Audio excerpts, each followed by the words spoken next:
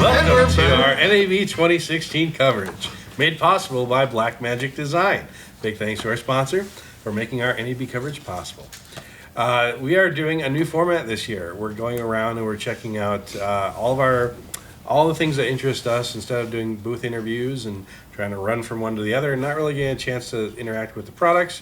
We decided let's go there, take a look at the things that we care about, and then come back, sit down, talk about them. And try to remember.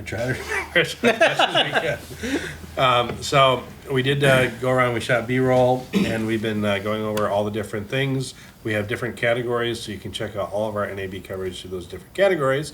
This category is post-production. Hey, that's me. So editing, animation, all that kind of fun stuff.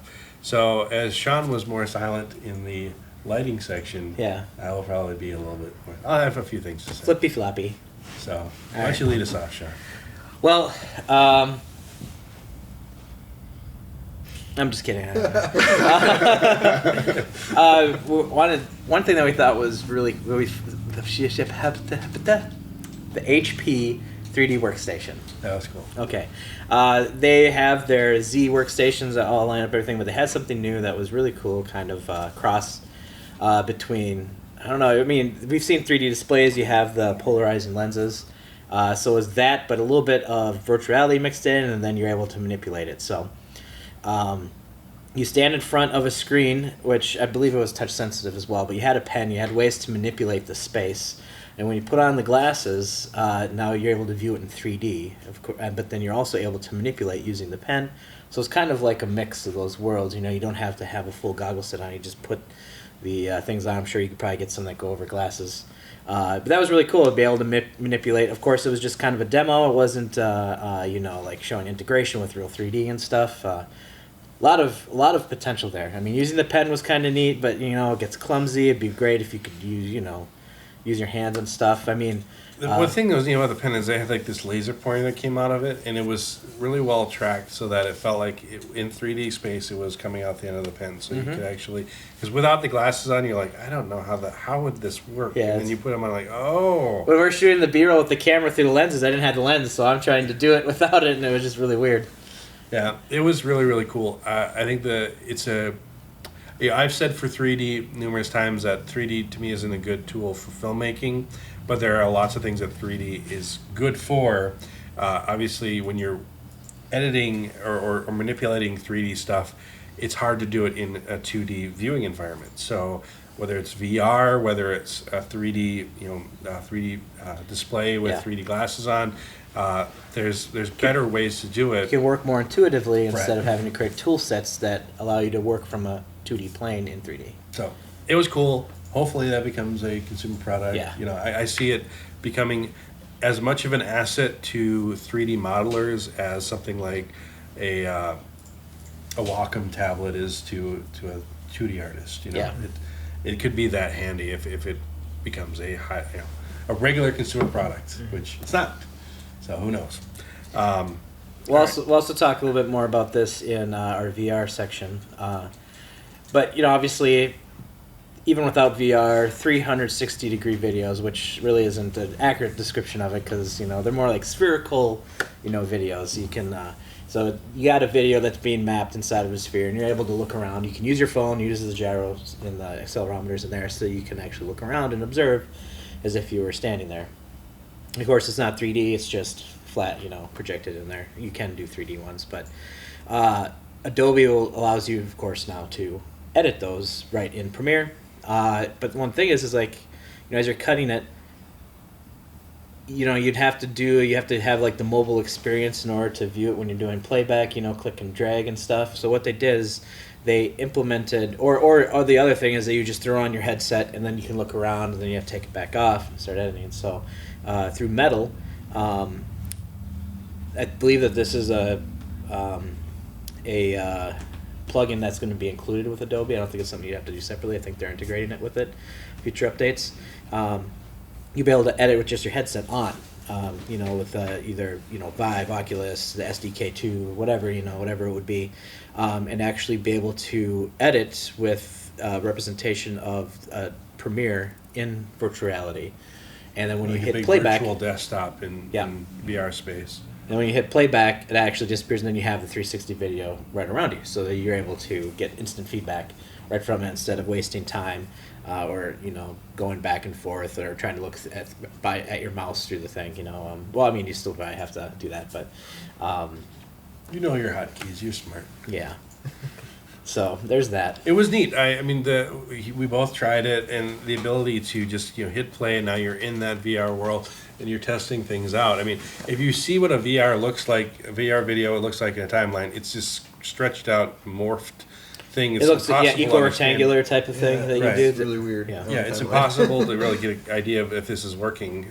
So being able to see it in space and then, like I said, not being able to take it off. Now, the one thing, anyone that's used a VR headset, the screen door effect, the resolution isn't amazing right now. So Yeah. those people there, Text has to be optimized for it. let's make VR desktops the wave of the future, and you never have any displays. You just have this thing you pop on. It's not quite there yet. Maybe in future iterations of VR, it's going to be there. So one thing I said to him is can you add? Right now, there's rotational tracking, but there wasn't positional tracking. So it would be really nice if you could set your position and then you can lean in like you would in a real monitor. If you need to look at something closer, lean into it because then you can see much more detail if you need to stretch something out, look closer. So they said that should be coming. I hope that's accurate because so. I think that's necessary for There's sometimes the font scaling isn't perfect, especially when you start getting into smaller text, and then it's the idea of being able to have additional monitors. So right now it's just one monitor. If you could have your effects panel over here and other things, I think that'd be more viable for people that aren't editing VR video. They just want to edit in that space. So I think the potential is there. Yeah, if you have a headset and one monitor, and you can now have like a 3 or 4 monitor. And if you don't, it's a great reason to write off getting a virtual reality headset. There you go. It's kind of. I just jumped to VR. Okay, wrong thing. VR is another video. We're doing a whole video about VR. I looked at the wrong list. Tune into that. You're gonna have to talk about the Tangen Ripple. The Tangen Ripple. All right, so this is my one thing to really talk about in post production. As a DP, I do most of our color grading. And I use DaVinci Resolve, Colorista 3. They're great pieces of software. I've always wanted to get a control surface for color grading, but they're expensive. And for the amount that we do it, I'm not a color grading, specialist. That's not just what I do. So to spend that kind of money on a control surface, anywhere from $1,000 to several $1,000, wasn't a good investment to me. So Tangen, even though they make one of the more inexpensive models, theirs were still over $1,000. In the past, they announced now a lower costing, I think it was $350 for the Tangen Ripple. Again, just a control surface, 3 wheels with your dials and a couple buttons. Simple, but if you've ever graded with a control surface, you can look at the display. You're not looking at the wheels. You're not trying to figure out where they are. And the way that you're supposed to grade is you're supposed to do 2 wheels usually at the simultaneous. So if you're bumping up your, warming up your highlights, you're cooling off your shadows. It's like a snake bite, but digitally. Sure. Remember? Sure. No, it's a flat surface. Yeah. That's what the wheel- So it's like a weird massage. I'm done. Okay, you can go. Are you? I'm done. Right. The idea is that I've used like a Kingston trackball in the past, but that's only one at a time, and it's hard to to be able to do those two things at the same time, almost impossible. So having a control surface is important.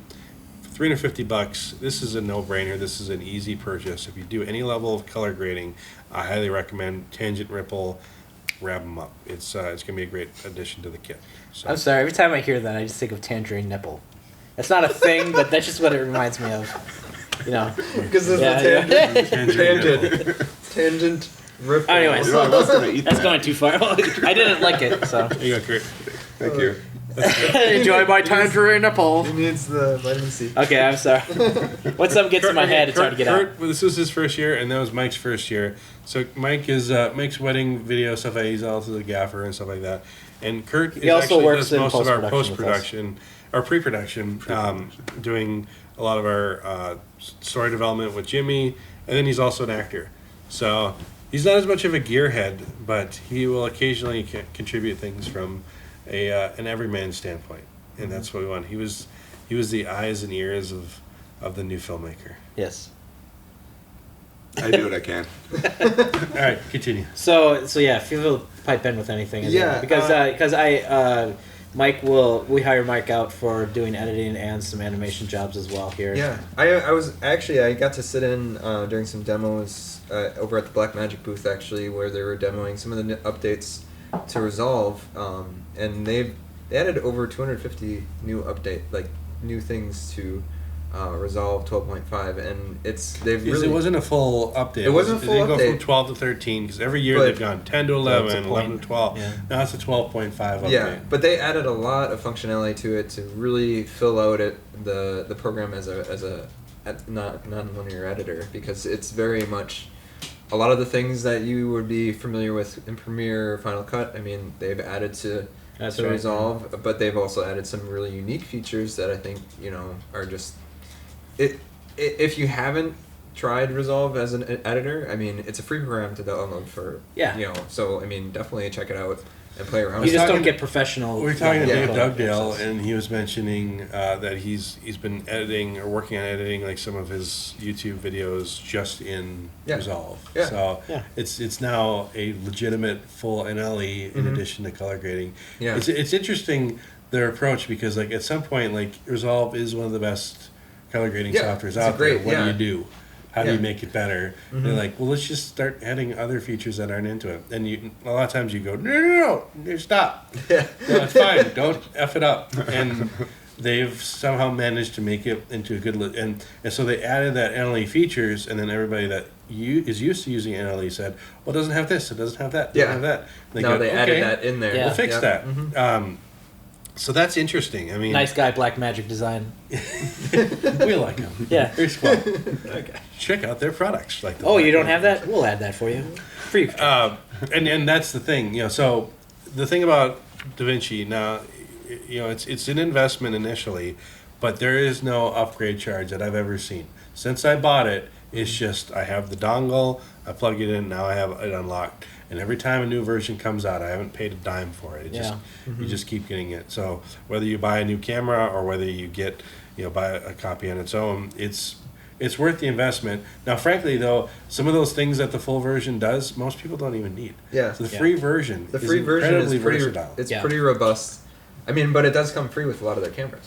True. So, Exactly, Yeah, yeah. so if So- you buy a Blackmagic camera, you're getting You're- Resolve the full. Yeah, to like go. I think noise Yeah. reduction, 3D. Yeah, the so noise there's some reduction, things that it yeah. doesn't have in the free version, but Yeah.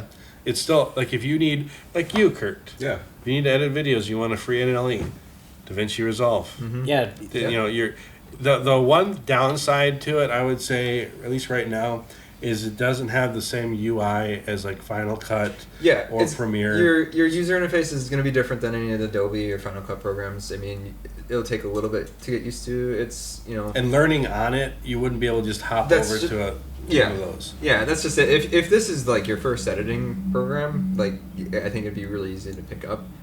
But if you're coming from a Premiere or Final Cut, I mean, there might be little things that just drive you nuts about it. Right. And like sometimes people say like I'd rather learn on the software I'm going to use when I work somewhere. Yeah. But if you're just a small time filmmaker, wedding video, whatever it may be, and you just would like a free NLE, Yeah, Resolve is. They also showcased Fusion 8, which I guess I wasn't familiar with this because this goes further into compositing and 3D effects than I normally go. But it's an older program that they brought new life to, that has some pretty robust features as far as compositing goes. I definitely would check it out if you're interested in doing any sort of 3D compositing.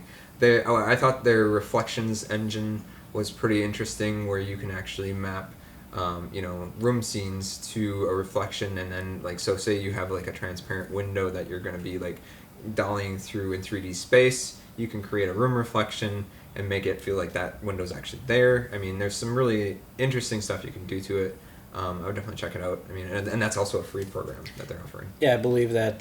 Side note, I think they announced it last year, but Nuke has a free version of their software as well. Yeah. A lot of free stuff. And another crazy thing, I haven't tried it out or checked into it, but I know Blender has Yeah. NLE capabilities now too. Yep. So Oh. it's just it's interesting to see that. Mm-hmm. We stopped by Prime View Desks. We were just around. I have a pretty nice editing desk. I really like it. Great amount of space. It's a large size, and it's got a second level. If I just take a shot of it, if anybody's interested. But what's the new trend? Standing Standing desks. desk. So yeah, that's something that I would love to too, because body by editing. It's like I'm just sitting at my desk most of the day and animating and stuff and editing, and maybe we get to go on shoots and stuff. That's good, but not very often. But they have mechanized stands for bringing up your desk, and just so many different types of solutions. There was a couple of the ones that we saw there was a desk with legs. Of course, you could raise the legs, but you could also independently raise your monitor rack too, and I'm sure you could probably even have a tool rack there too. For your Yeah, it was cool because you could have the monitor go up and the desk stay there. Or you could raise the thing. I mean, it was very customizable based upon what was comfortable to you. Yeah, and they even had an option with legs, but then in the back was just a big cabinet where you could put your workstation. You could put your that had rack mounts and everything like that you could do. You could have, then you just open it up and you have access right there. You don't have to crawl under and grab everything, and that raises and lowers and everything too. So that was great. Quite expensive, Unfortunately, we asked, because since I already have the great Surface, we built custom legs for it. That if I could get just the legs, so I can raise and lower. But unfortunately, they don't offer that option. But maybe hopefully that's something they will, or be able to find somewhere else, because it'd be great to be able to have that option. Yep. So I just thought that was neat. One of the things we were passing through too. This isn't. This is probably more with the live broadcast world.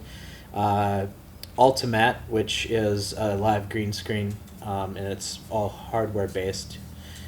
They used to. This is their new version 12, and we were just really impressed when we were walking by on how clean, how well it handled real time chroma keying. The green screen. It was very impressive, and because the reason it stood out to us, so it was like I walked up and asked if they had a software version, because they were handling pains in the ass stuff on set, reflections, shadows, they had some, it was processed very well and being done live on the fly, so it was like, hey, do they have software? And they used to, they don't, because of piracy, so he just stopped doing software. So that was kind of disappointing, but there's other great keyers out there. I use Primat from Red Giant, and I like it. But I was really impressed with how well it was handling reflections and everything like that, and if they had a software built that, but I don't know. So that was just kind of something that stood out. It was just cool. Yeah. And of course, Adobe, they have a slew of updates every year. Nothing really huge being announced, but a lot of what I found is a lot of more refined integration and better dynamic linking, and then also the animation tool. The what is it called? The puppet tool? Not the puppet tool, but what is that thing called? After Effects? Let's find it here. What are you? The character animator. That's the character. Character I was animator. like, what are you doing? So they released that. They released that last year, and they talked about it. And they released the preview that you could download and you can actually use it. And of course, they keep adding to it. It's really going in a great direction. Like I've mentioned in a previous when we were at NAB, when people called for character animation, it's not something I specialize in. I could do it, but then it takes a lot of time, and there's usually people who are looking for the simple stuff. They can't afford that, because if you want to make a good character thing, if you're not already have some rigs, or doing that, really proficient at making those rigs, then it's just time consuming. So that really has a way of using your webcam, of course, that you just rig up following guidelines, just kind of almost like you do with authoring DVDs and Encore. You have a certain structure that you follow so that the program recognizes that you create a Illustrator or Photoshop file that follows that same type of thing, dictating what the heads are when you blink, with the eyes, the heads. Well, you could have heads depending on your character. Things like that, and implement. So then you link those all up, and then you just act. You act the character in the webcam, and you can record that. And there's many things, there's some soft body kind of simulation, stretch and squash into the character that you can add. Physics simulations, like with hair, so when the head moves, the hair the hair does stuff. You know, things like that.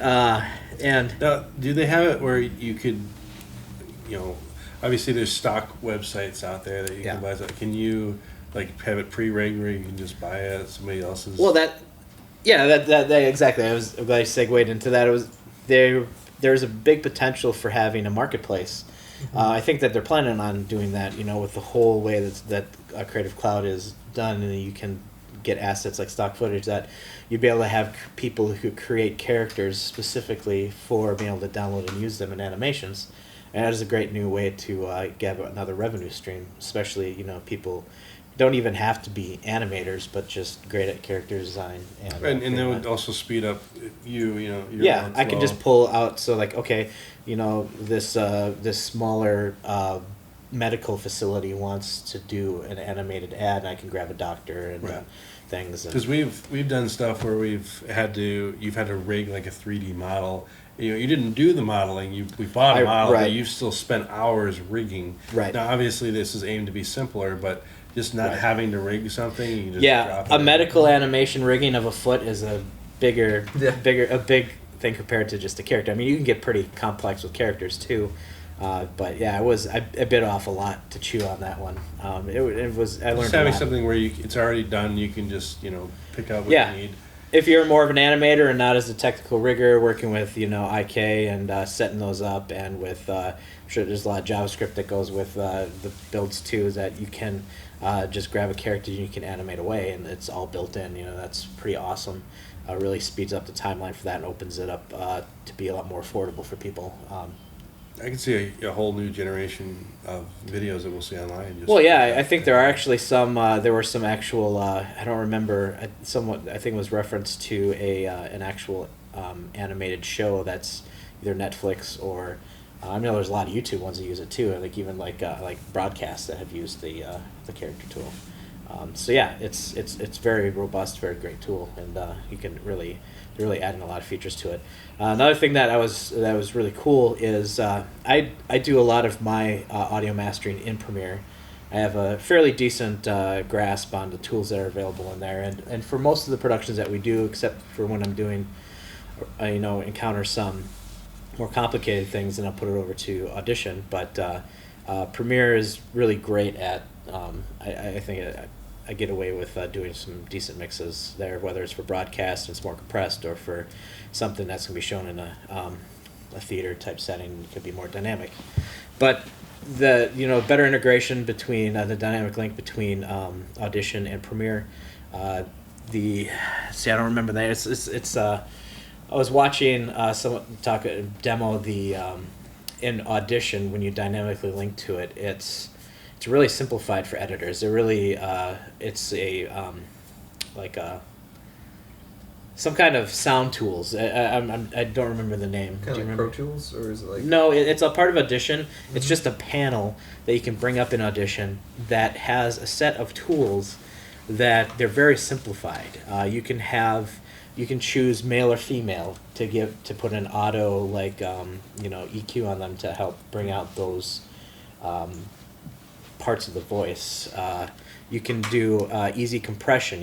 It's just based on sliders and things like that. Mm-hmm. I mean, obviously, all of the background is there. You can go into it and you can adjust all the customize it.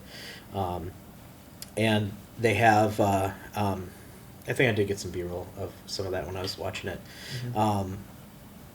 So everything's basically simplified, that where you can do some even noise removal, like automatic noise removal, where you don't have to do a pattern capture and then remove that pattern. I would still prefer to do it that way for most things, but it's really made in a way that someone who isn't proficient at sound design can really get a better sound product as an editor before sending it on to the next step, or maybe they are the last step. I do a lot of the sound mastering myself. So that was pretty cool to see that integrated, much easier. Solving those problems for editors, be able to get a quick sound mix, even a final sound mix, without having to know a lot about the ins and outs and the details of sound mastering in Audition. But that's still all available. It's still all there. It's just an interface that allows you to make things, and you can send that on if you're mixing your sound guy to an Audition, and it's uses its mixer board thing. Probably that's not the right name, but where you see when you adjust the sliders, it adds that effect to it, so you can turn it on and off. So it's not destructive.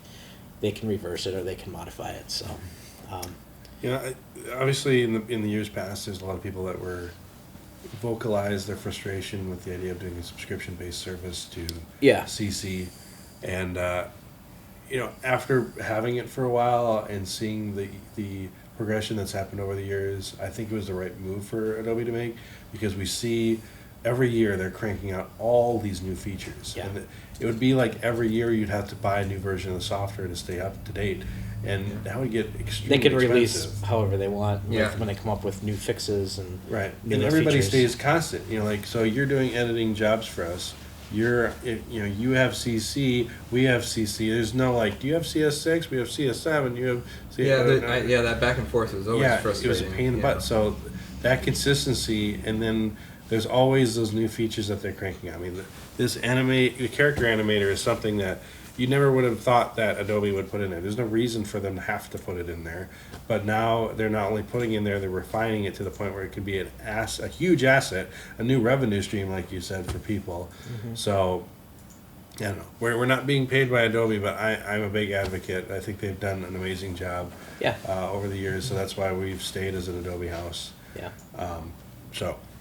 Even when they changed how I think I read that I think it was from 5.1 to 5.2 or something like that, or not 15.1 to 15.2, or it was 15 to 15.1. I don't remember exactly, when they made some big changes to the engine in the way that it did better multi-threading and stuff like that. Where just like with After Effects, you used to have that multi-threading option where you could do multi-processes, and so it was kind of it wasn't a perfect way to take care of multi-threaded processors, but they added that as a feature. But then they changed it to be fully integrated throughout the whole thing, so where it takes advantage of multi-core processors where it's not an option, it just does, and that really was great. And that was a product of you just update, you don't have to buy the new one, it's just bam right there when they had it. And then of course you had mentioned too, talking about support for 8K and RAW, and really optimize their engine for being able to ingest very high, very dense footage that you want to be able to work live, but then right away in the background automatically create pop proxies and everything, so you're working on it right away, and it's already creating proxies for you. Yeah, it's nice because then you could, it's creating those proxies. You can then take those proxies on the go, be editing on the road. Without having drives. You're on your low res system, and then come back. You have your edit, and then relinking to those high res for output. I mean, that's. I have an Ultrabook. It's got an i7 processor and a 256 gig SSD. It's really slim. It's a Lenovo Yoga 2 Pro, incredibly portable, and I've been able to edit HD footage on there just fine, but obviously 4K and that stuff would be difficult. So that type of ability to do proxy editing is super handy, and just have it built into the workflow. Because Bridge, you can kind of do some sort of ingest stuff before, but now it's going to be directly part of. Ingest Prelude. Yeah, Prelude was what they used for their ingest, and they added a lot of features to that too. I didn't get into detail with it because we don't use it, because I'm the director of post. It was mainly always me. We got more, so I've been freelancing out. But we just don't really have the need for that. Speaking of, do you want to talk about Frame.io real quick? Oh yeah. Sure. Yeah, we used Frame.io when they first released. We knew a few people that were involved with the project, so they announced it last year. We did an interview with them. Yeah. And pretty much right after that, we jumped on board. Yeah, there were some other options out there too that were similar, like Whipster, I think, that's now partnered with Vimeo. But we decided just to go with Frame.io and give it a try, and we we like it a lot. We're going to be upgrading really soon to be able to have more team people, so that I don't have to do as much managing the projects and stuff. But they have integration with. Now it's integrated directly into Premiere. I believe Mac and PC. It doesn't matter. Yeah.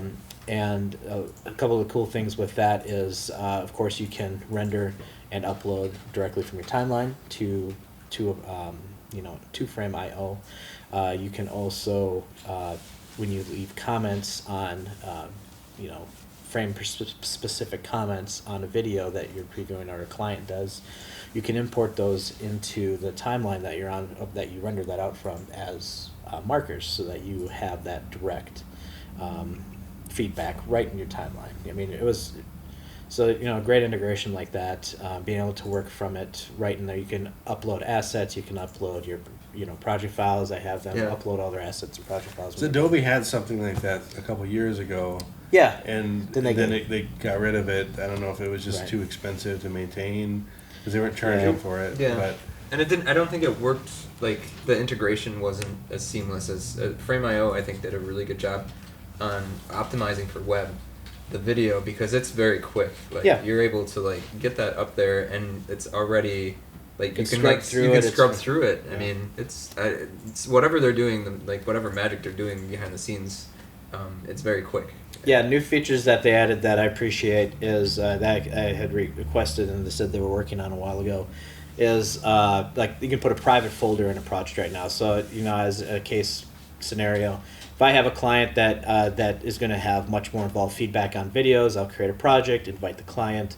And if I hire out the job, so I have me, the client, and my editor in the same project. Well, what I didn't want was the editor to send us the first draft. I want to send to me first, not for the client to see it. I wanted for our eyes to give any critiques that we would need to do before we give a rough to the client. So we had to kind of work around that. At first, I'd create two projects, one for the preview and one for that. But now they integrated private folders where you only have access by certain people or team members, and so you can upload into that. I can preview it, okay it, and then I don't have to re-upload anything. I just drag it out, and then now the client can see it. So I really like being able to put those in their compartments, for better management. So that was great that they integrated that. So something that they're constantly improving. Really suggest you check it out. You can sign up for free, 2 gigabytes, I think, with how many projects, whatever. But suggest you try it. Cool. For free, you can't beat it. All right, moving on. Thunderbolt 3. Thunderbolt 3. You might have already had integration with Thunderbolt 2. We're PC based here. We work with the PC workflow. Macs had Thunderbolt integrated into it a lot sooner than PCs, even though it is an Intel technology. So I had purchased my last laptop about a year and a half ago that had Thunderbolt 2. So Thunderbolt 3 is coming out, and there's a lot of, it's also, you're able to do Thunderbolt 3 through USB 3.1C. There's the C, which is the same type of connector that Thunderbolt 3 uses. And of course, they have Type A, which is your standard USB square plug or rectangle plug that you're used to. That's the A-type plug. But you can run Thunderbolt 3 through the 3.1C connection, not through A, but just through C, if it's supported.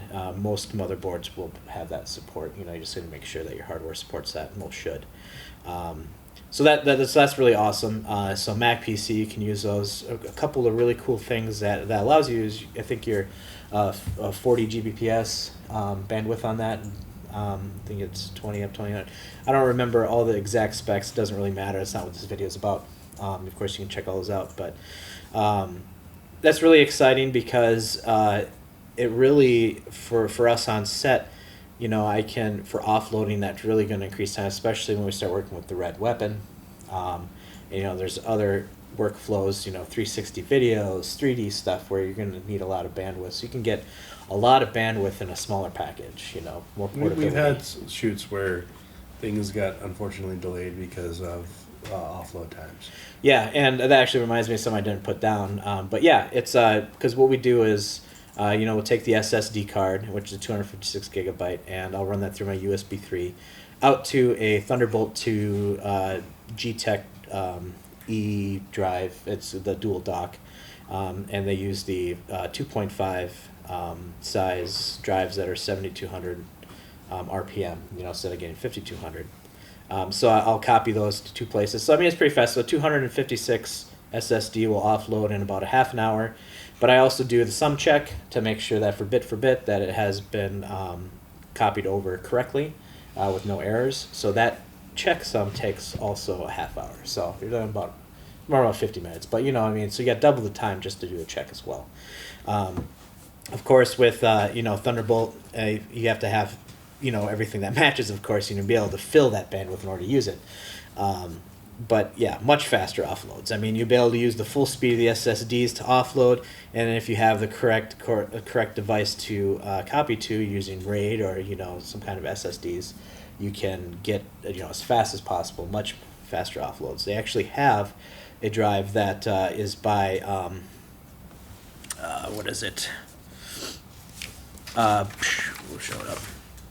Sonnet, and it's the Fusion drive, and it's using. I just built a new rig for VR, and I was going to put it in. I was going to use it. It's an M.2 format Samsung drive, the 950.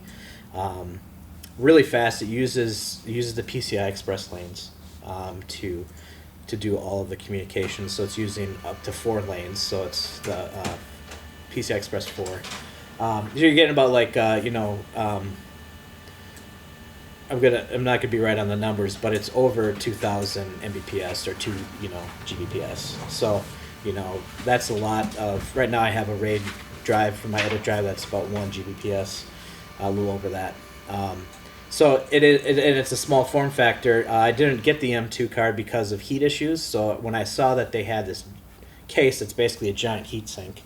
I was really happy to see that. So basically, I have some footage of the benchmark being run, but you can get a full like 2.7 Gbps or 2 Gbps, something like that, a transfer rate to the card, you know, like a 500 gigabyte. This, you know, that's this 2.5, the size of a, you know, little thing. So I can just imagine that'd be just so awesome for working with 4K on set. You can really, you know, it's like, okay, we got footage to see if it works. You know, you can do a quick edit. Everything runs real time.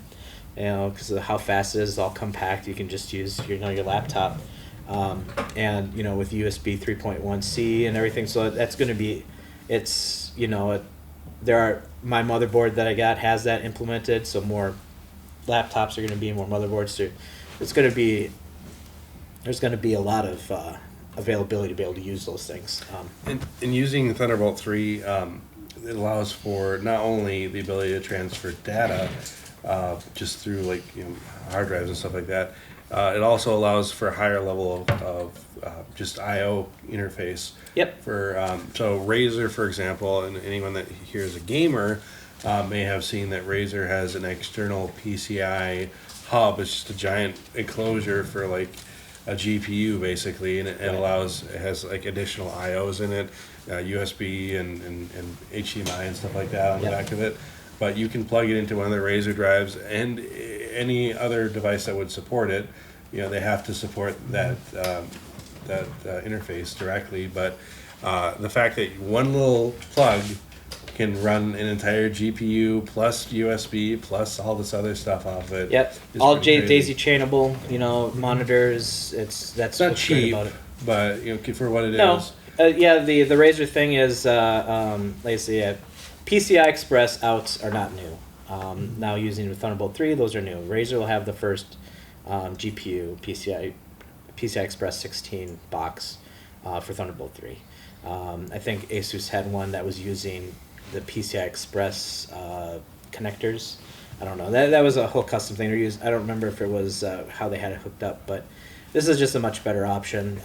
You know, so you'd be able to do VR on it. You know, you can use that for rendering if you needed to be off location. Just needed some beef for doing some rendering like Fusion Octane or something like that uses a GPU. So it includes a 500 watt power supply in it. Like I said, it breaks out to 4 USB 3.0 on the back and everything like that. So really cool. The fact is, you can upgrade the GPU too. I mean, that's exactly something you've never really been able to if you have a great before. processor, you know, you get you have a nice desktop processor in a laptop, but you can't get Mobile a good card. GPUs are always been, you know, lesser. Oh yeah. And if they aren't, they're crazy expensive. So the idea of having that external GPU that you can then upgrade, especially with VR, you always kind of want to stay on the cutting edge of that level of technology. And But editing, for- 3D, yeah. so you could have a mobile VR 3D animation editing station, you know. And the with thing is, that. you don't have to have it plugged in too, because like your laptop's going to have a GPU built into it. Yep. So you can still use that portably, and then when you need the power, extra you have power, that. you just plug that in, and you have that thing sitting next to it. So that makes it a really, really killer portable system. Yeah, exactly. So yeah, so USB or so yeah, Thunderbolt 3. Really excited about how everything integrate. You can totally take your dock your editing RAID. You can edit off of that and everything but you can bring it with you out on the field, offload on it, same speeds, everything. So it's pretty cool to work with that kind of speed at a lower cost. I mean, you can do that now, but a bigger, heavier, higher cost. But now it's a lot more accessible to the indie filmmaker, the low end, or not low end, but smaller production studios and things that, all that, Cool. all that base. So let's wrap it up. KB Last covers. thing. What Yep. we got? Last thing is KB covers. Something been out for a while, but I hadn't seen before. It's just a keyboard cover. Instead of having to buy a custom editing keyboard, like if you have a what's the Apple laptop? MacBook Pro. MacBook. Yes, MacBook. So anyways, I'm the only Apple guy. they're only for Mac. But they're just I mean, it's not rubber. I don't know, whatever it is. Just lays over that fits snugly. So it's you can put it on the MacBook. You can put it on the the Apple keyboard, and they have a few other options. Yeah, so it just goes right over it. You use that same keyboard. I just thought it was pretty neat. It also makes it spill proof at the same time. And of course, they offer their replacement keyboards that you can purchase as well. And they also had one that was backlit, which is nice. So full backlit with the colors and everything, so that if you're working in a darker environment, you're there. So So if you're not Sean and having all the hotkeys memorized, I don't have all of these. most of them. Bye. So the only thing downside is it's Apple only because they have the standards in their keyboards. There's probably a couple of people that use Apple here. Yeah, maybe a few. That's why Just a few. I wish there was something I could do something like that for. Yeah, there's not as much standardization, so that's the one thing Apple does have. Yeah, so there's that. The last thing is that the Adobe booth had when they were showing some of their software is Palette, which is a modular control surface design. And that's now, so they had the hands-on, you have knobs, you have faders. Because it was like a Kickstarter at one point. Yeah, it was a Kickstarter. And so did Adobe buy it, or are they just partnering with them? I do not know. I think it was just showcasing it at their booth. Like they probably had a deal that, they were going to be using it, showcasing it. So they didn't have the Palette didn't have an actual booth. They were just using their things at the Adobe display. So there's a partnership. I have no idea. But So there's faders and buttons and dials and all sorts of stuff. You just build your own. yeah, control and why it's at surface. Adobe is because Adobe is building in native support for it as well. So like SpeedGrid, you could have, like we talked about earlier with the Tangen Triple and having the control surface, Yeah. you can kind of build your own control surface. Yeah, you could do that so you can use Lumetri.